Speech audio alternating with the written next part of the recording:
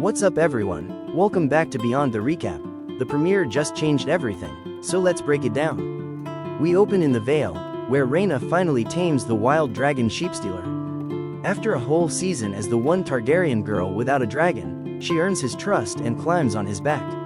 It's the moment she's dreamed of, but watch closely. Book readers know this dragon should belong to Nettles, a character the show wrote out completely. And here's the catch, Rhaena doesn't really control Sheepstealer. The showrunner called it her monkey's paw. She gets her wish, and it's about to become her worst nightmare. Remember that, because it pays off horribly before this episode is over.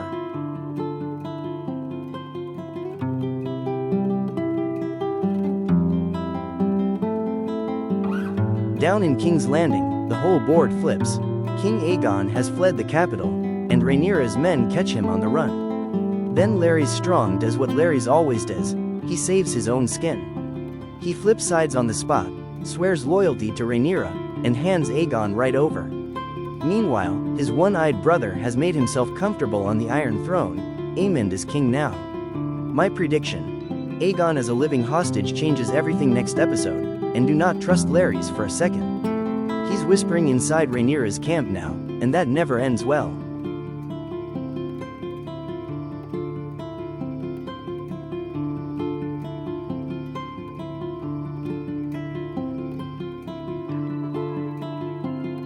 Out in the Riverlands, Daemon is building something dangerous. The Northmen ride in to join him, the Winter Wolves, those wild warriors led by Roderick Dustin, men who fight like they're already dead and just want to take as many enemies with them as they can. And they waste no time. At the Battle of the Red Fork, they crush a Lannister host, and Jason Lannister gets his head taken clean off.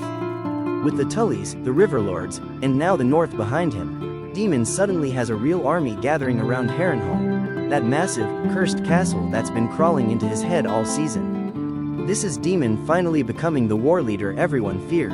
But here's where it gets interesting for next episode.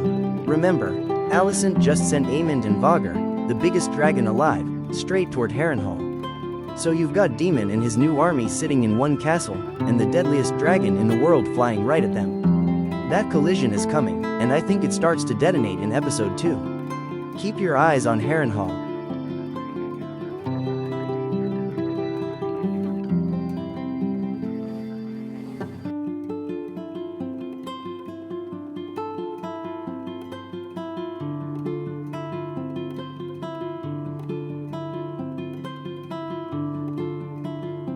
And then it begins, the battle we've waited 2 seasons for, the Battle of the Gullet. The Triarchy's fleet from across the narrow sea descends on the Velaryon blockade, and the old sea snake himself, Corlys Velaryon, sails out to meet them. Watch how he fights. He doesn't just charge in, he baits the enemy flagship into a narrow pass where their numbers stop mattering. This is the most famous naval battle in the entire Dance of the Dragons, and the show is about to throw everything at it: ships, fire, and dragons. Strap in, because from here it only gets brutal.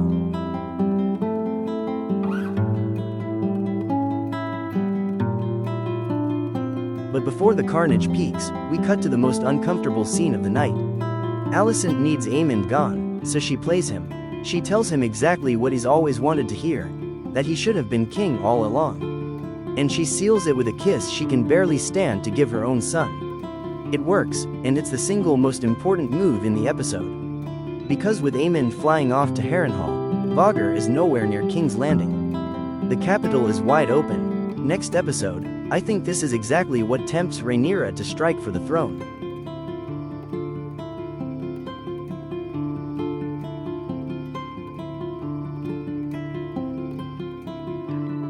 Back at the Gullet, the sky turns into a slaughterhouse. Rhaenyra's dragons dive into the battle, but the Triarchy came prepared. They've got giant harpoons, ship-mounted scorpions built for one purpose: pulling dragons out of the sky. And their target is Vermax, ridden by Prince Jacaerys, Rhaenyra's eldest son and heir. Now remember how he got here. Jace locked his own mother away so she couldn't fight, and took her place in the air himself. He wanted to prove he could lead. Then comes the first hit, a harpoon slams into Vermax, and your stomach drops. Baela swoops in on Moondancer to cut him loose, and for a second you think they might pull it off. But this is the moment the battle turns. Watch Jace's face. He goes from a prince hungry to prove himself, to a boy realizing he's in serious trouble. The Blacks are winning on paper, but it's about to cost them everything that actually matters.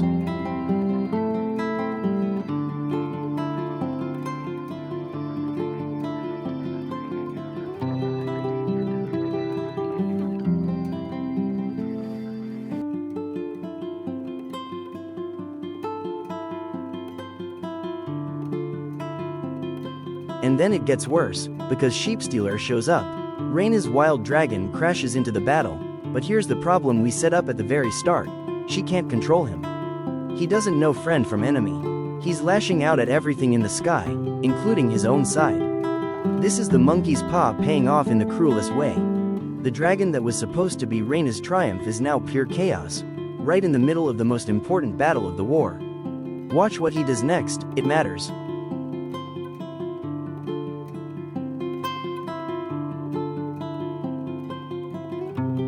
And this is the moment it all falls apart. Vermax takes hit after hit, the harpoons, the chaos, Sheepstealer tearing through the sky, and the great dragon just can't stay up any longer.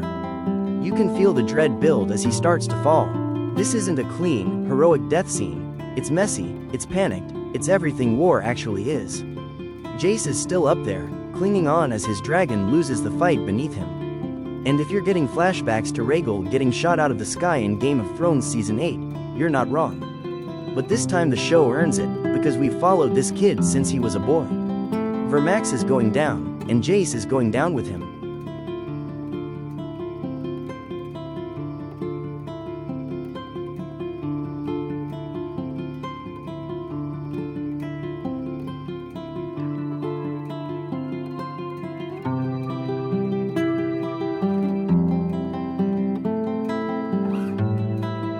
Vermax hits the water and goes under. And for one cruel second, you think Jace might make it. He surfaces, grabs onto a piece of floating wreckage. He's alive. Beep, and then the arrows come. A whole volley of them, and just like that, Rhaenyra's son and heir is dead in the water. The Blacks win the Gullet, but it's a hollow victory. A huge chunk of their fleet gone, their seat at high tide lost, and the third child Rhaenyra has lost in this war. So here's my call for next episode. Rhaenyra was one move from taking King's Landing, and now she has to choose. Does grief freeze her, or does she burn it all down? My prediction: we get the fall of King's Landing, and Aemond reaches Harrenhal and makes House Strong pay.